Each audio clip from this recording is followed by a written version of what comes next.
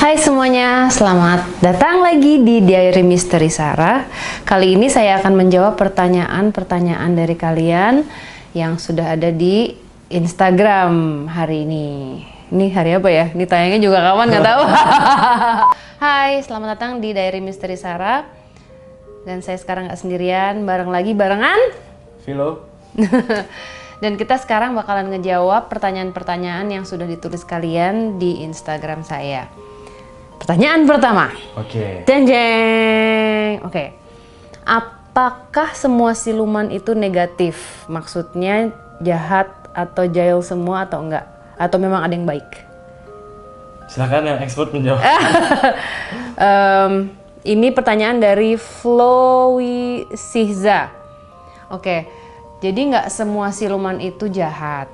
Ada juga yang baik. Dan kadang walaupun bentuknya itu mengerikan, pokoknya nggak enak banget dilihat, tapi nggak semuanya itu jahat. Kadang justru yang lebih serem itu malah yang baik, yang bentuknya cantik, yang bentuknya menggoda itu biasanya jahat. Jadi sebenarnya wujudnya itu nggak menentukan dalamnya sih. Jadi harus hati-hati juga, jangan sampai tertipu dengan looks. Ya. Oke, next questions. Dari Cesaria Dwi Utari. Gimana sih cara bedain orang yang pura-pura indigo sama yang beneran bisa lihat mereka? Philo yang jawab. Kalau biasanya sih, menurut aku pribadi nih Mbak, biasanya kalau yang memang benar-benar bisa bawaan lahir, dia nggak akan yang namanya kayak menggebar-gebarkan kemampuan dia begini. Biasanya itu yang paling mencolok sih. Karena sempat ketemu beberapa orang yang aku bisa, aku bisa ini loh, aku bisa itu loh. Sedangkan kan kalau kayak kita kan kayak kita keep, kalau bisa ya kita nge-share-nya juga kita batasin gitu loh. Kalau mereka yang justru pengen dianggap ada dan dianggap bisa, biasanya sih kayak gitu ya. Iya sih. Jadi kalau misalnya mungkin kalau kita bisa tahu ya, cuman mungkin kalau orang-orang, tapi kelihatan kok kalau yang acting ya. Jadi ya kalian tentukan sendiri aja. Yeah. Next questions, ini dari Anindiasti buat Philo juga nih. Pernah nggak ngerasa capek punya kemampuan ini? Sering Bu. Sering. Tunggu. Oke. Edo Firdaus 8. Nah, apa Mbak? Cara menghilangkan kerasukan diri sendiri dengan gimana sih? Cara menghilangkan kerasukan di diri sendiri dengan cara sendiri tanpa bantuan orang lain. Gimana tuh? Kerasukan? Kalau kerasukan terus bantuin sendiri. Kan udah kerasukan nih. Kayaknya nggak bisa ya.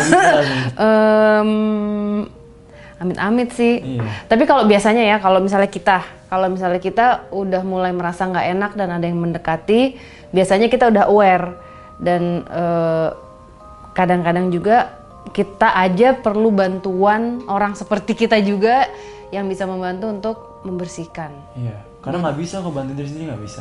Nah kalau misalnya, tapi amit-amit ya. Iya kalau misalnya tiba-tiba nggak sadar terus yang teriak-teriak gitu kan, kita udah dalam keadaan state nggak sadar gitu. Nah mudah-mudahan jangan kesurupan ya, jangan main-main ke tempat yang kosong.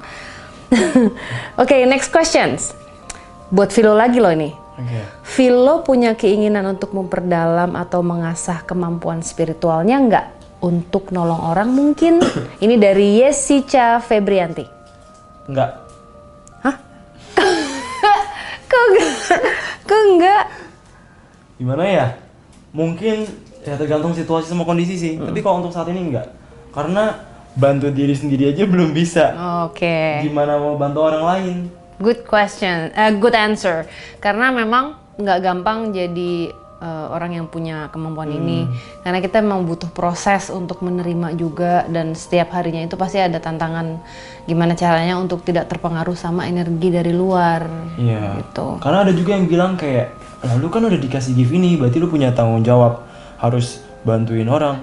Lah, diterima aja udah susah. Jadi mungkin itu tergantung proses nanti sih kalau misalnya ke depan. Nanti akan ada waktunya. Iya. Oke, next questions. Dari Lopiu 28. Kak, kalau tiba-tiba ada bau wangian gitu kenapa ya? Kayaknya kalau misalnya baunya wangi, nggak usah terlalu takut deh. Misalnya kalau melati itu kayaknya enak, terus bau bunga-bunga gitu masih oke. Masih aman lah. Ya, yang kalian harus takut bau busuk. Oh bangkai. Itu Mbak juga kabur sih. Sama sih.